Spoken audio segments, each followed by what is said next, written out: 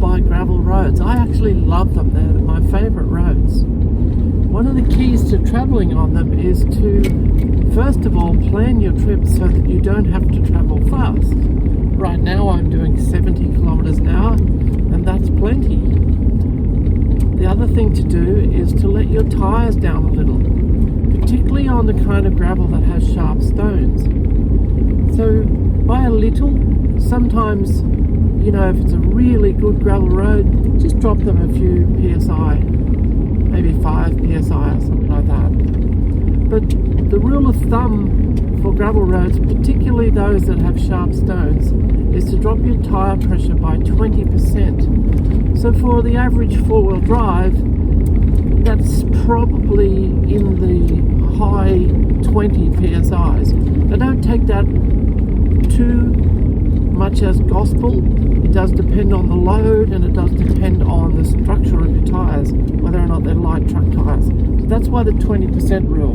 Whatever you would typically run on the highway based on your loads and pressures that are maximum for those tyres, then you drop by about 20% for gravel with sharp stones. So things like the Gibb River Road and the Plenty Highway, particularly around the Queensland Northern Territory border, where there's a lot of chert, which is a bit like flint, and it's very, very sharp.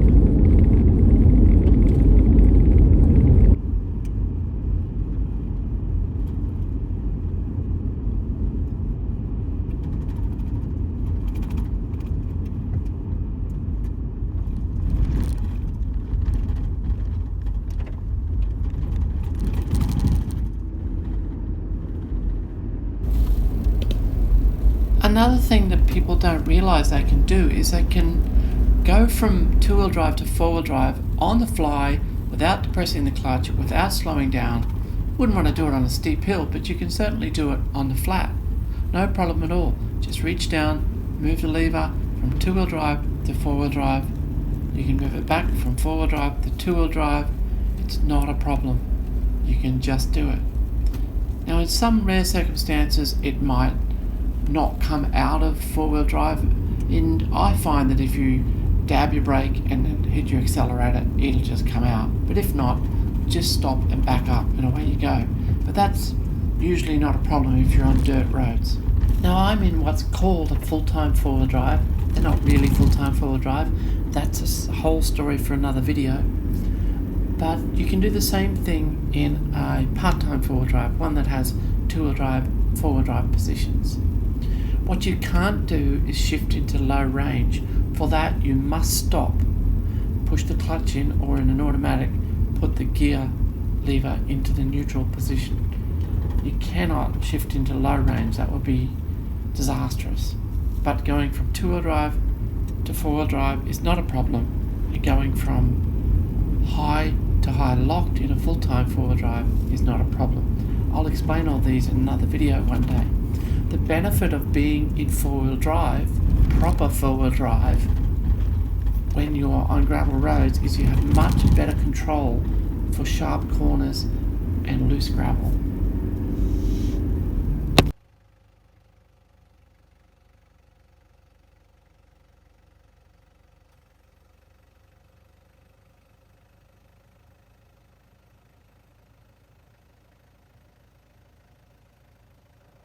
So this is one of the places I wanted to come and explore, living not too far away.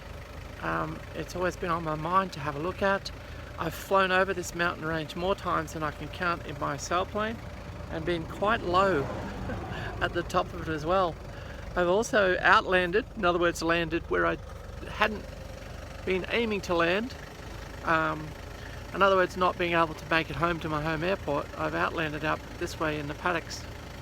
So I've spent a bit of time inspecting this mountain range, which is called the Calvins, from the seat of my glider. So now it's time to inspect it from the seat of my Prado.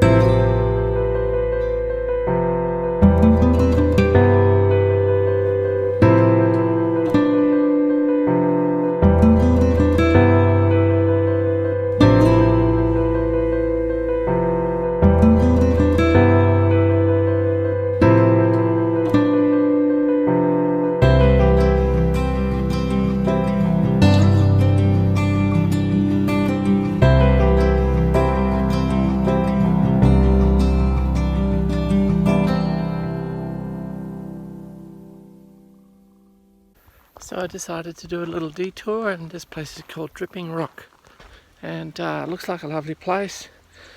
I thought I'd detour into here to see if there's any camping. I did look it up on the phone first and it said there isn't any, but as I came in on the track I noticed a sign saying camping available, and a phone number, but I couldn't use the phone, there was no reception. So I've noted the number, that's an option.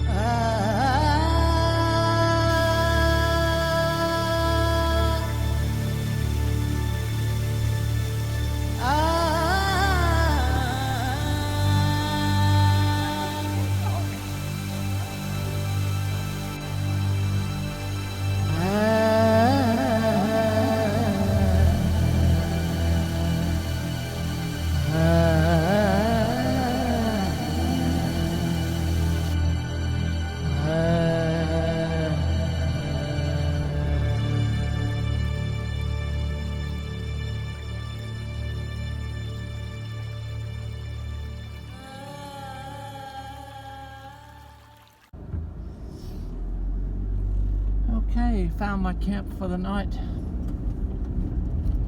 but I gotta go back and get my trailer now.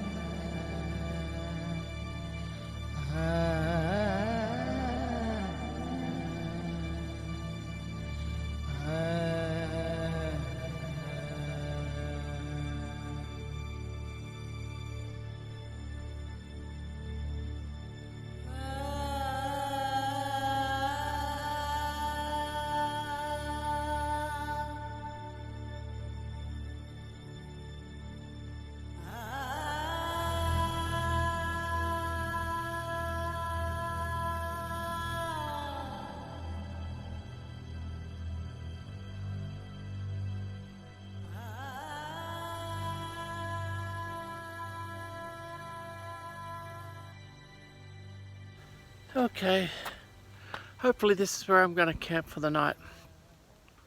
It's an old abandoned race course. Well, I think it's abandoned. It's certainly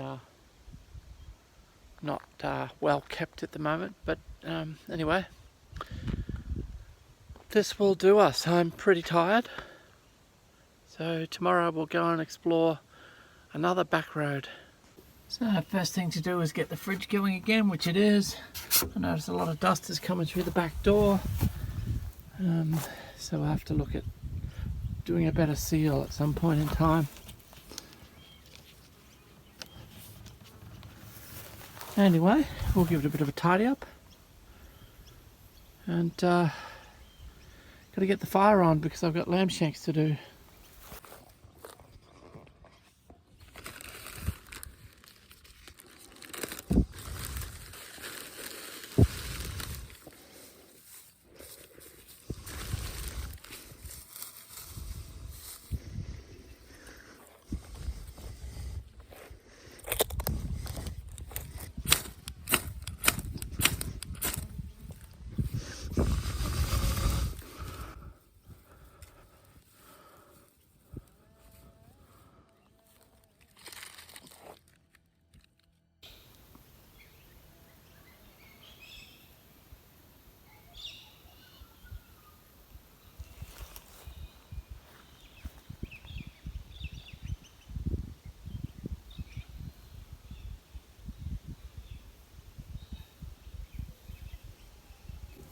Alright, we've got a clean kitchen again.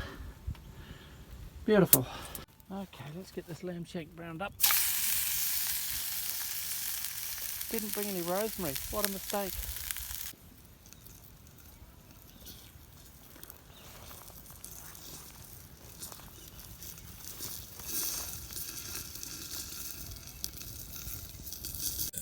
I threw a couple of spuds in there as well.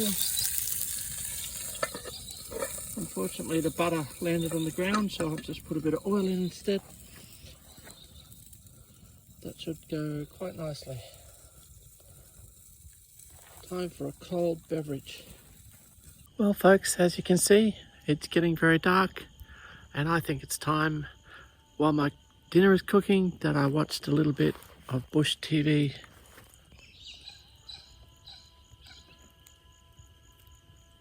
Why don't you join me?